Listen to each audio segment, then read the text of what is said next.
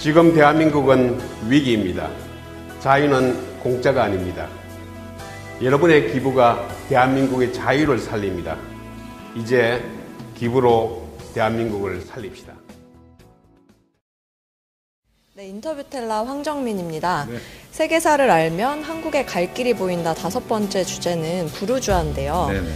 역사에 대해서 모르는 게 없으신 한정석 미래한국 편집위원님을 모셨습니다.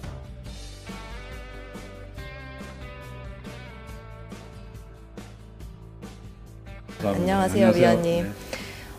일단 첫 번째 질문 드릴게요. 부르주아라고 하면 저한테 떠오르는 이미지는 사치, 탐욕, 향락 이런 부정적인 이미지가 굉장히 강해요. 네. 근데 이들은 항상 이렇게 부정적인 존재였나요? 부르주아라는 개념이 사실은 항상 부정적인 것은 아니었고요. 네. 시대에 따라서 이제 그 개념이 좀 이렇게 변화가 있어요. 그러니까 부르주아라는 말이 처음 시작된 것은 한 13세기 정도에 이제 쓰던 용어인데 그때는 이제 그 도시에 사는 사람들, 그러니까 농촌이 아니라 네. 그 도시에서 사는 수공업자 이런 사람들, 네. 이런 사람들을 이제 부르주아라고 불렀어요. 그런데 그것이 이제 16세기가 이렇게 들어오게 되면 이제 그 귀족들, 부르주아들이 이제 점점 교육과 상업이 커지면서 네. 그런 도시들에서 자치 행정들이 이루어졌어요. 정치적으로. 영주나 교회가 관여를 못하고 그 길들을 통한 그런 수공업자들과 네. 그 사람들이 거기 도시 시민들이 거기서 나름대로 자치 규약을 가지고 행정들을 해오다 보니까 아무래도 거기서 소외된 이제 귀족들, 네. 그다음에 교회의 어떤 성직자들이 그런 부르주아에 대해서 이제 좀 비판적인 시각을 갖기 시작을 했죠. 그러면서 이제 뭐 돈이 많은 졸부들, 네. 그다음에 덕이 없는 뭐 이런 사람들 이런 식으로 이제 주로 성직자 그룹과 네. 귀족 그룹이 이제 부르주아를 비난하기 시작했어요. 그런데 막상 국왕은 영국이나 프랑스의 국왕은 부르주아들이 돈이 많잖아요. 네. 그렇죠. 귀족과 성직자는 자기네 돈만 뜯어 먹으려고 그러고 세금만 뜯어 먹으려고 그러고 그러니까 의도적으로 부르주아들을 키워준 거예요, 국왕이. 그래서 같이 손을 잡고 그때는 이제 뭐 영토를 넓히는 전쟁도 해야 되기 때문에 그런 부르주아들을 통해서 전비를 거둘 수가 있잖아요. 그러니까 부르주아들을 적극적으로 이 사람들을 영입을 해서 이제 관료들도 해주고 이제 이러다 보니까 제3계급이라는 게 이제 된 거죠. 그러니까 귀족과 성직자들은 불만이었겠죠, 당연히. 그럴 수밖에 없었겠네요. 네, 그때부터 이제 비난이 오다가 산업혁명기가 시작이 되면 이제 부르주아라는 그 사람들이 네. 그중에 고용을 창출하는 사람들 이렇게 인식이 돼요. 그러니까 나의 고용주. 그러니까 프랑스 사람들은 그 당시에 자신이 고용한 고용주를 부르주아 이렇게 부르기 시작을 했어요. 나름대로 존경의 뜻을 가졌고 그것이 19세기가 되면 이제 사회주의 공산주의 영향으로 인해서 네. 부르주아라는 명칭이 프롤레타리아 무산자에 대응하는 계급. 그러니까 노동자에 대칭하는 자본가 계급 이렇게 이제 부정적으로. 저도 고등학교 때 그렇게 배웠던 것 같아요. 배웠죠. 부르주아 하면 이제 자본가 계급, 노동자를 억압하는 계급. 그게 19세기에 굳어진 개념이죠. 근데 그 전에는 부르주아라는 게 꼭 그런 개념은 아니었다. 일반 자치적인 행정을 갖고 사는 도시의 사람들을 그러니까 우리가 시민이라고 그러잖아요. 보통. 네, 네. 그러니까 시민, 공민 하는 그런 차원에서 부르주아 이렇게 불렀다는 거죠. 그 의미가 계속 변천이 되었던 것 같은데 네. 그러면 근대 부르주아에 대해서 올바른 인식을 가지려면 네. 어디 역사를 살펴봐야 될까요? 근대 부르주아의 미덕을 우리가 생각을 해보려면 네.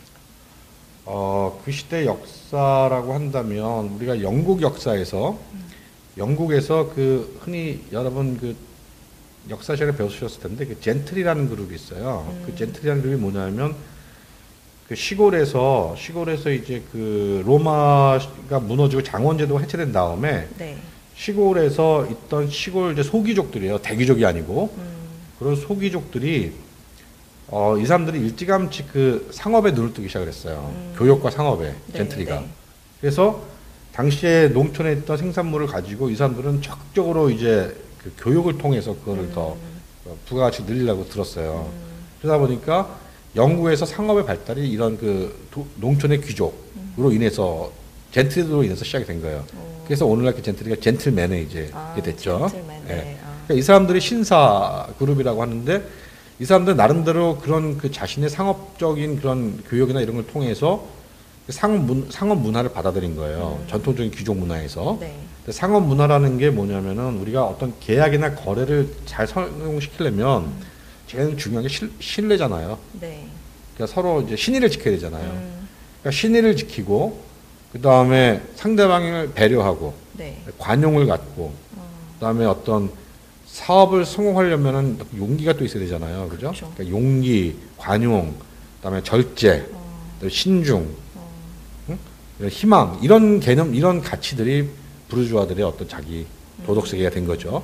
그래서 그런 부르주아들의 정신 세계를 보려면 영국의 그 중세 영국이 근대로 이행하는 과정에서 네. 영국의 젠트리 그룹들이 어떻게 그들의 그 삶을 살았나는 것과 또 하나가 네덜란드, 17세기 네덜란드는 굉장히 일찍부터 그 부르주아적인 그 계층들이 그 국가를 이제 운영을 했는데 네. 최초로 동인도 회사가 생긴 것도 네덜란드고 서인도 회사도 그렇고 이 사람들은 해양으로 나가면서 네. 해양을 자신들의 하나의 새로운 그 산업적 그 영역을 만들면서 그 해양법들을 많이 고쳤어요. 그러니까 당시에 부르주아가 이제 선주 이런 사람들이었어요. 네. 그러니까 자기 배를 갖고 있는 사람들 이런 사람들이 의회로 들어가서 의회를 개혁한 거예요. 그래서 당시에 동인도 회사나 서인도 회사의 자치권을 줘야만 이 사람들이 나가서 해외에서 식민지를 개척할 수 있잖아요. 그러니까 그전에는 귀족이나 왕은 야 어떻게 그런 회사에다가 그런 걸 주느냐, 주권을 주느냐, 그럴 수 없다. 네. 그랬는데 그 선주들과 상인들이 의회에 들어가서 개혁을 한 거죠. 네덜란드 개혁을 해서 해양법을 고쳐서 이제 네덜란드가 해양으로 진출할 수 있는 어떤 그런 길을 열어준 거죠. 그다음에 네덜란드는 일찌감치 종교적 관용을 갖고 있었어요. 네. 그래서 카톨릭이라든지 뭐 퀘이커라든지 뭐 기타 개신교라든지 다 이런 종교적인 자유를 열어놨기 때문에 그 수많은 유럽의 여러 나라들에 있는 인재들, 그다음에 그 예술가들, 문화인들이 자기 종교적 그거를 차별을 피하기 위해서 다 네덜란드로 온 거죠. 그래서 네덜란드는 굉장히 높은 수준의 문화, 기술, 예술 이런 것들이 부와 함께 존재할 수 있었던 거죠. 그것이 바로 부르주아 국가의 하나의 모습이었죠. 네. 전혀 들어보지 못했던 부르주아에 대한 이야기인데 이런 게 교과서에도 실려야 될 것 같아요. 교과서에도 실려야죠. 그러니까 우리가 역사를 너무 지나치게 세계 국사뿐만 아니라 세계사도 이렇게 마르크스적 사관으로 보는 게 일반화돼 있어서 놓치는 게 너무 많아요.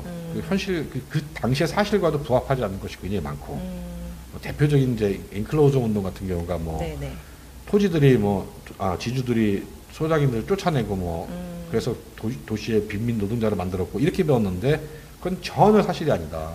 그럼 뭐가 사실인가요? 엔클로저 운동은 그 당시에 이제 그 농작법이 농경 기술이 발전을 했어요. 그러니까 사윤작 기술이 발전되면서 농민들이 자기 땅을 개간하고 1년 뒤에 땅을 묵힐 필요가 없었던 거예요. 3년간. 그러니까 과거에는 자기 땅을 1년 개간하고 나면 3년 동안 땅을 묵히기 위해서 이제 영주들의 땅을 개간해주고 소작을 받았는데 이제 자기 땅을 매년 개간할 수 있으니까 뭐하러 소작 일을 하겠어요. 자기 땅을 하지. 그러다 보니까 농지에 대한 수요가 굉장히 많이 늘어난 거예요. 그럴 수밖에 없죠. 네, 그렇죠. 그러니까 영주들이 가지고 있던 이런 그 빈 땅, 공유지, 그 다음에 산림지 이런 거를 영주들이 농토를 개발을 하려고 울타리를 친 거예요. 이렇게 그동안 안 쓰고 내버렸던 땅들을.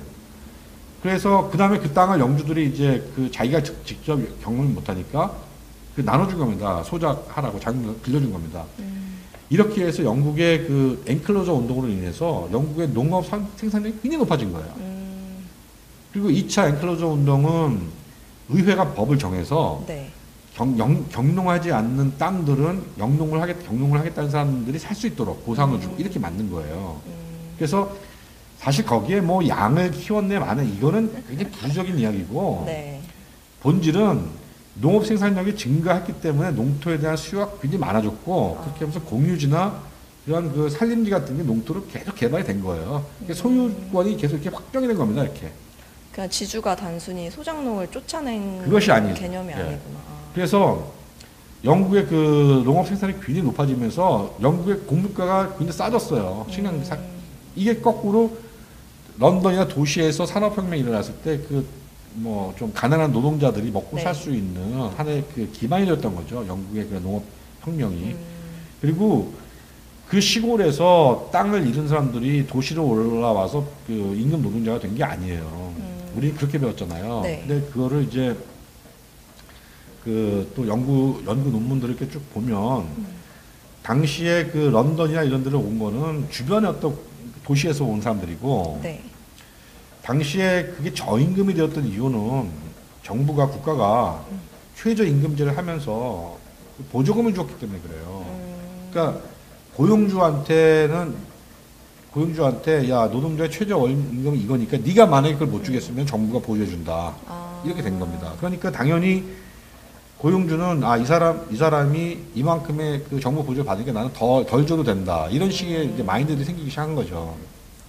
그래서 그 시골의 어떤 그 쫓겨난 소작농들이 도시로 네. 올라가서 빈민 노동자 이거는 사실이 아니고 그 다음에 그 도시의 그 노동자들이 물론 충분하지 않은 그런 임금을 받았지만 그래도 그것이 계속 먹고 살 수 있었게 된 배경에는 네. 곡물가, 그러니까 식료품의 가격이 굉장히 싸졌기 때문이다. 그러니까 영국의 아동 노동이 없어진 것도 네. 식료품 가격이 싸지면서 그만큼 노동자들이 구매력이 높아진 거예요. 그러면 식료품 가격이 왜 싸졌느냐? 인클로전드 때문에 그렇게 된 거다 이거죠. 농토가 늘어나고 식량의 생산이 늘었기 때문에. 그렇게 이해를 해야 된다는 거죠. 그동안 너무 그냥 단순하게만 배워왔던 것 같은데 네. 그럼 이제 마지막으로 한국에서는 여전히 부자면 이제 기업이랑 이렇게 도식화가 되고 네. 그리고 또 기업이면 부르주아, 네. 부르주아면 민중 수탈자다. 뭐 이런 식의 공식들이 저희 무의식 속에 많이 남아있는 것 같은데 네. 이런 사회 풍토에 대해서 한 말씀 해주시겠어요? 예, 우리가 이제 흔히 자본가라고 하는 네. 그 자본가들은 자본이 생기려면 저축이 일어나야 됩니다. 그러니까 누구든지 부자는 저축하지 않고는 부자가 될 수 없듯이 그렇죠. 자본가도 자신의 그 소유물을 다 자기를 쓰지 않고 저축을 했기 때문에 그것이 자본이 될 수 있었던 거거든요. 그래서 기본적으로 자본가라는 사람들은 다른 사람들이 자기 재산을 쓰는데 소비하는데 치중할 때 자기는 소비를 하지 않았던 거에 대한 이제 대가로 이제 자본가 된 것이고, 그다음에 누구든 그렇게 비즈니스에 성공을 하려면 자기의 이기심만을 추구해서는 될 수가 없어요. 왜냐하면 비즈니스라는 거는 남의 그 이윤이라든지 남의 효용을 먼저 생각을 해줘야 되기 때문에 그래야 거래가 되잖아요. 네네. 그러니까 상대방의 이익을 높여줘야 맞춰줘야 나야도 이익이 생기기 때문에 우리가 사업이나 이런 거에서 크게 성공했다라는 사람들은 되게 그렇게 부정한 방법으로 성공하기가 쉽지가 않습니다. 그래서 큰 부자일수록 그만큼 다른 많은 사람들에게 공헌한 바가 있다 이렇게 평가를 해줘야 되는 것이 옳고요. 네네. 그다음에 우리나라는 그 부를 축적해서 부르주아가 되는 과정에서 그것이 시장의 어떤 그런 원리에 의해서 꼭 그렇게 됐다기보다는 나름대로 어떤 정부와 이렇게 뭔가 정규형 유착이 되었던 부분도 있단 말이에요. 그래서 이런 부분들이 앞으로는 정치권에서부터 먼저 정규형 유착하지 말자 이렇게 선언을 해야죠. 그래서 그 제도나 이런 것들도 그냥 시장에서 경쟁하게 만들면 부자들이 경쟁하게 만들면 네. 그 사람들은 도덕적이고 양심적일 수밖에 없게 돼요. 근데 자꾸 규제를 만들어 놓으니까 그 규제를 피하기 위해서 정부에 로비도 해야 되고 뭐 뇌물도 주려고 들고 또 정치인들은 또 은근히 그걸 더 바라고 네. 이런단 말이죠. 그래서 규제를 해제하고 규제를 가능하면 줄이고 그다음 시장의 자유를 우리가 폭넓게 인정을 해주고 큰 자본일수록 서로 경쟁하게 만들면 그 사회 부르주아들은 굉장히 청렴해지고 깨끗해진다. 도덕적이 된다. 이렇게 말씀드리고 싶습니다. 오늘 너무 흥미롭고 유익한 말씀 많이 해주셔서 감사합니다. 네, 감사합니다. 다음 시간에 또 모시겠습니다. 네, 감사합니다. 예. 네.